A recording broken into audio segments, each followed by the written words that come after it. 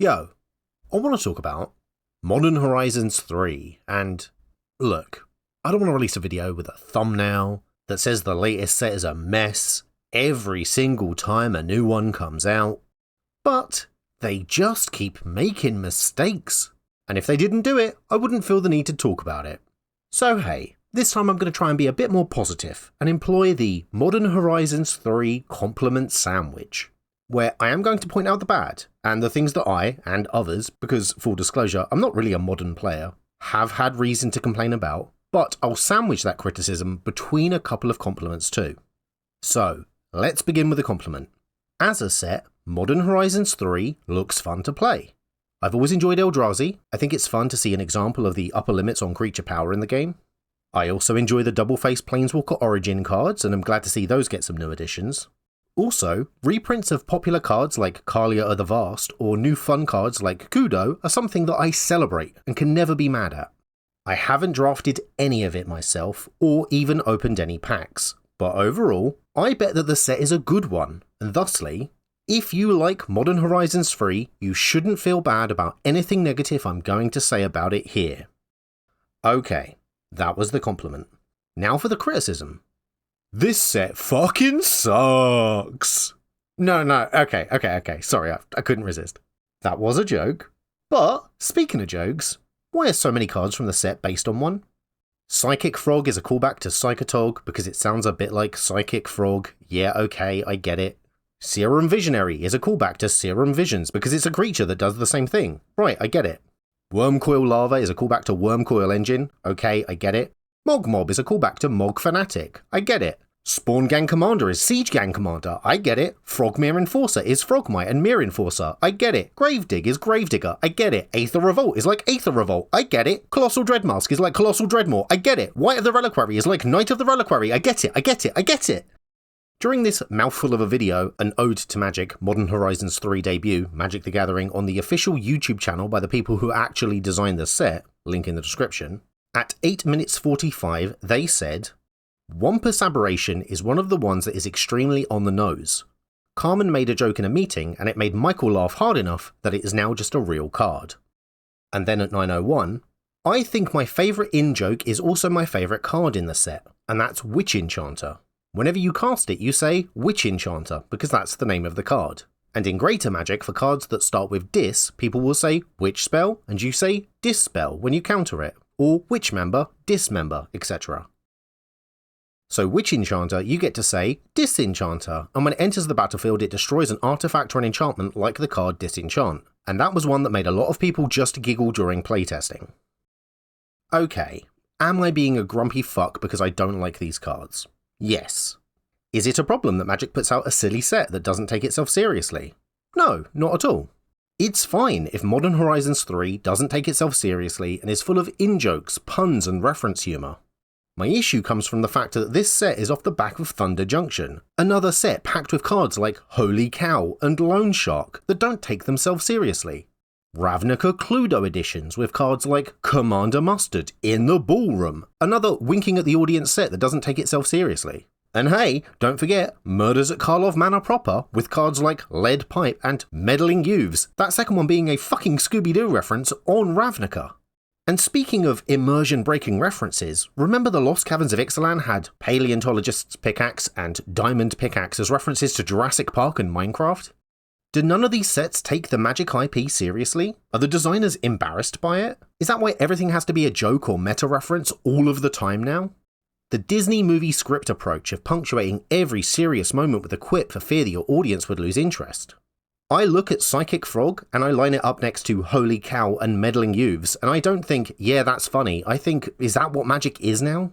Just fourth wall breaks, reference humour and memes.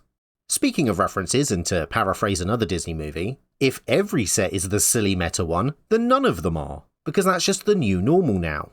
And yes, there's always been the odd attempts at humour throughout Magic's past, but they were infrequent, in-universe, and usually a bit more subtle. Once upon a time, a blatant Minecraft reference would have been silver bordered. The only set Wizards seem to take seriously now are the Universes Beyond ones, and that's the biggest joke of all, because it's not even their IP. And if we look at that video again, what annoys me most is they're not even paying attention to their own lore to make the jokes. At 9:47 they say, 6, also on the list of cards where it was just kind of preposterous enough when I suggested it that the room kind of laughed. And then we thought, well, Ren and 6 did originally come from Modern Horizons 1, maybe. But you fucked it up. 6 isn't a tree folk. He's just a tree. According to your lore, the reason trees become tree folk on Innistrad is because they get possessed by Geists or a Dryad. But, from your story Tangles, link in the description, which discusses Ren meeting 6 and their eventual parting of ways in the Forest of Kessig, 6 is continuously referred to as just a tree. This section here. Then, with a final yank that she felt all the way to the bottom of her stomach, she uprooted herself and was no longer joined with 6. 6, who was no longer the majestic towering tree folk he had become during their time together, was now a mature, healthy, beautiful, twisting Innistrad oak, his branches reaching for the clouded sky. And then further on, 6's consciousness would fade as he settled into the ground and rejoined the trees who were his natural companions and kin. So, 6 was not and is not a tree folk. But you could have still made the joke. Innistrad has had just plain old regular trees printed as creatures before. And if you really must make the joke, wouldn't that have been funnier? If one half of Ren and 6, this legendary character within the community, was literally just a tree? I don't know. If you're wondering if there's anything else from this video to be annoyed about, oh yeah. And that leads into the next complaint. At only 25 seconds in, when discussing the set, they say, "The cards are super juiced and everything is far more exciting and fun to play." Then, "Everything is so strong, but everybody has these decks as well, so it's kind of like Haymaker after Haymaker." And talking about the draft experience at 4 minutes 15, "When you start opening these cards, it's like wow, wow, wow, and you have to pick one of them each time, but they are really amped up." And then, "Unfortunately, your opponent is also powered up, but that's just what makes for fun, compelling games." But isn't that a problem? Aren't these cards being printed for Modern? And if you look at the description of the format on your own website, isn't Modern a non-rotating format? Like, in a draft environment, it'll be a level playing field, everyone's playing with the same set, sure. But do you think that perhaps outside of draft, that printing these busted cards might have an effect on the format as a whole? Because no, maybe your opponent isn't also powered up. By printing overpowered cards, aren't you forcing the players to go out and get the new ones to remain competitive? And if players have to buy new cards, doesn't that sort of defeat the point of a non-rotating format? Doesn't this Modern set sort of ruin Modern? Now, as I said, I'm not a Modern player, so I can't answer that question, but if you are, let me know your thoughts in the comments below. I've heard a lot of people make this exact argument that I've just made here, but I am still interested in your thoughts too, so do leave a comment, and like and subscribe while you're down there, please, thank you. But, am I done moaning about this video? Not yet. At 20 minutes 9 seconds, they say, "One thing that I really love about Modern Horizons 3 is that it's trying to make more Magic more exciting to more people." And then, somehow amazingly, this is not just a Modern set. I beg your pardon? This set is for everyone. Huh? And then, from the very beginning, we saw it changed people's Commander decks. Oh, I see. Commander players love powerful cards, yeah, I bet they do. So, okay, I felt bad earlier saying that this set was a mess, but it's a Modern set printed with powerful cards for Commander in mind. But why stop there though? Because what kind of pre-constructed decks do you make for the Modern set all about Modern? Why Commander decks, of course. Also, as I've said, I don't play Modern. Part of the reason why is that I don't own a Modern deck. Would it have maybe made sense for the Modern set about the Modern format to come out with some Modern decks so that people like me can buy them to actually, you know, play Modern? This set is for everyone. Really? Because it doesn't seem to be for people like me that want to get into Modern. It seems to be a Commander set under a different name. When asked about this on his blog, link in the description, head designer Mark Rosewater responded to someone who asked him this exact question by saying, "As for making pre-constructed decks for Modern, there are some huge challenges. The power level needed to be viable in Modern does not line up with the price point players are willing to pay for pre-constructed decks." Okay, interesting. So we have to have Commander precons because they'd be cheaper than Modern precons. But if we look at this page right here describing the formats, you'll see that Wizard says you need 100 cards for a Commander deck. But when we look at the number of cards for a modern deck, you'll see it's only 60 cards. Why, if I've done my maths right, that's 40 cards less. Wouldn't it actually be cheaper for WotC to make modern precons? Not only would it mean 40 cards less to print per deck, but it would also mean less packaging needed, and they'd be lighter, so cheaper to ship as well. Perhaps modern cards are printed on a different, more expensive type of cardboard than Commander cards.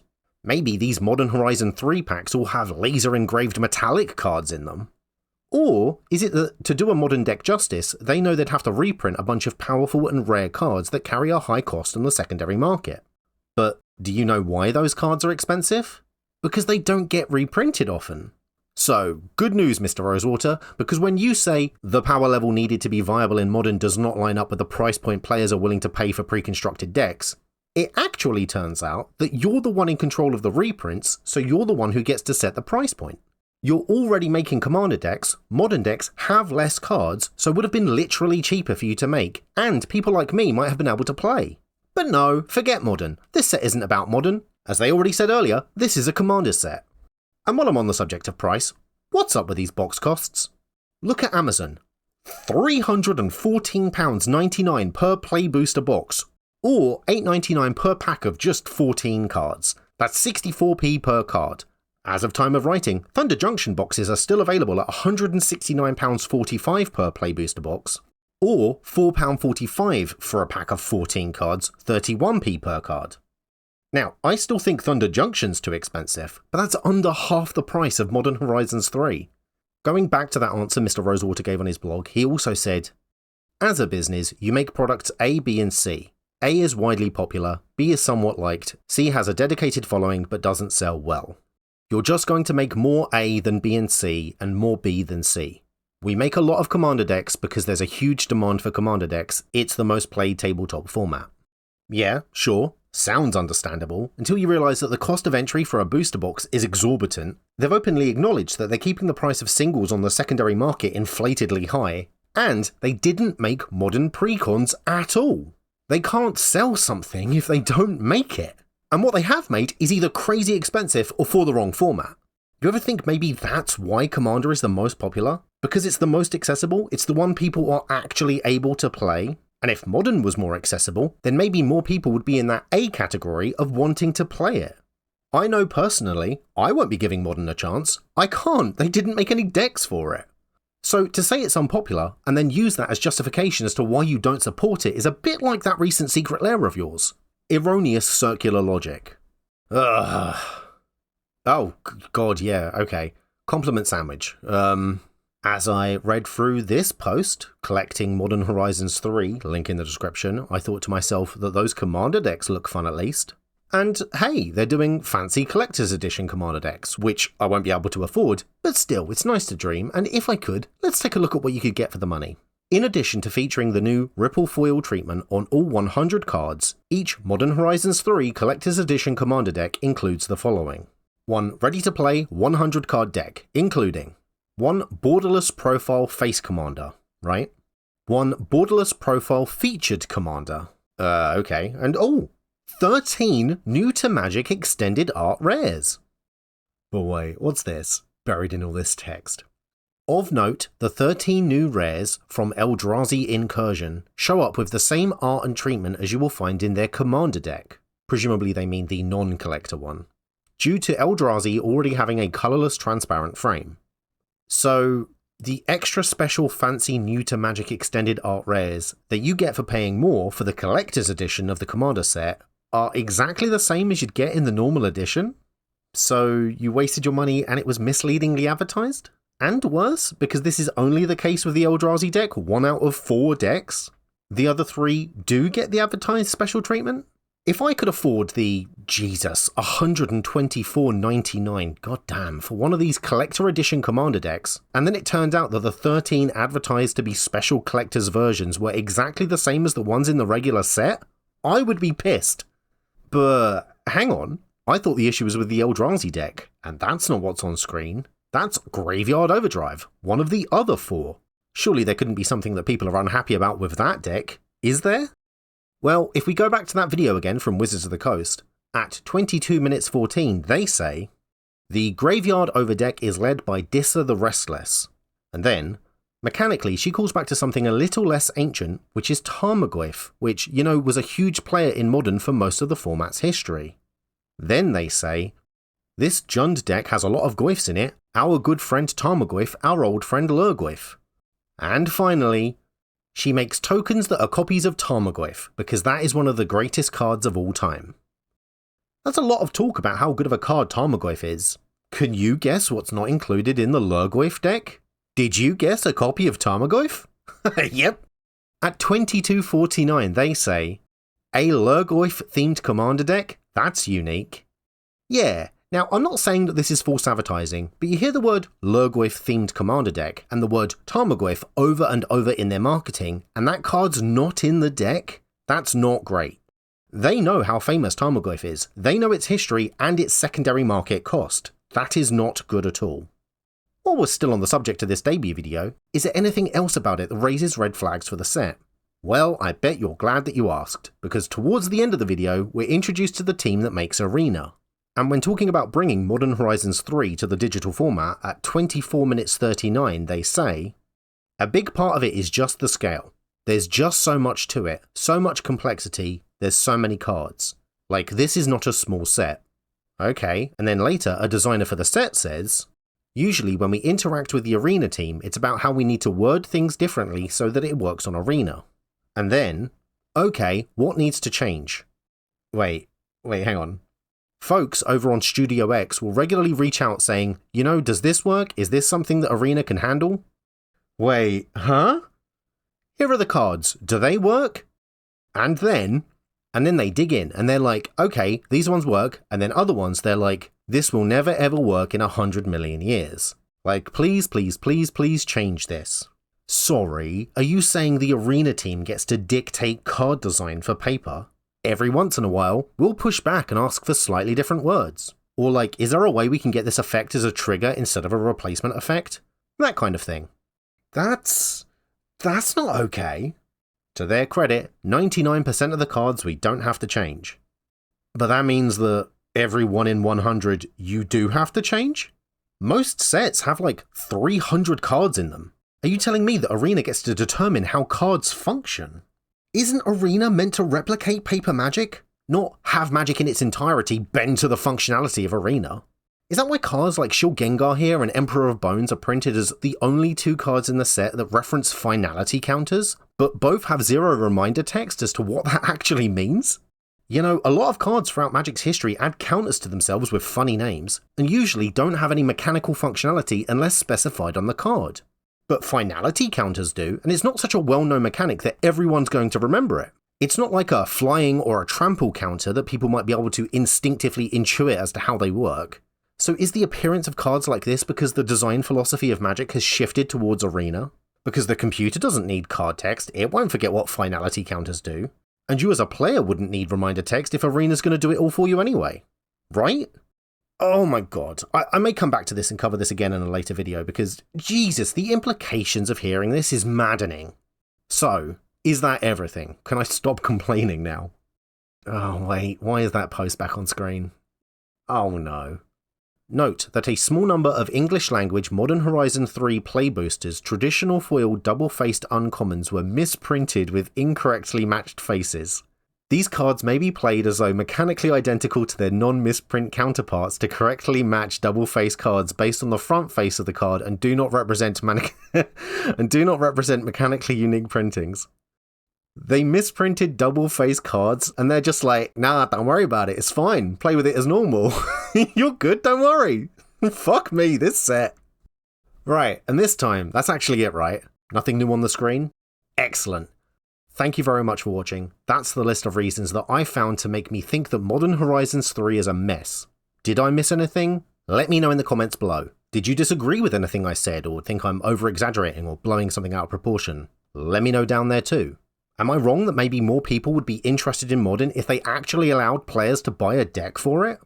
And don't forget to like and God damn, yeah, okay, I had forgotten, but go on, I did promise. I like the set symbol for the commander decks. Look, it's like Liliana's weird hat thing that she wears. cool, I guess. Thank you very much for watching, and thank you to everyone that supports me, like James Diamond, Eggboy the particle that permeates all existence, and the rest of my patrons whose names are on screen now. I'd also like to thank the sponsor for this video, me and my Patreon page, where you can get your name credited on screen too. Check it out in the link in the description below. Hit the like button, leave a comment, install an ad block, and most importantly, subscribe and share this video with a friend. Hit the notification bell and do all those things the algorithm loves. If you agree or disagree with any of my points, I know I sort of said this already, but that was like a joke outro leading towards the Liliana bit, like I'd forgotten, whatever. Or if you want to see me do a video on another subject, let me know and I will see you next time. Why, I'm no maths genius, but that seems to be 40 cards left. Fuck.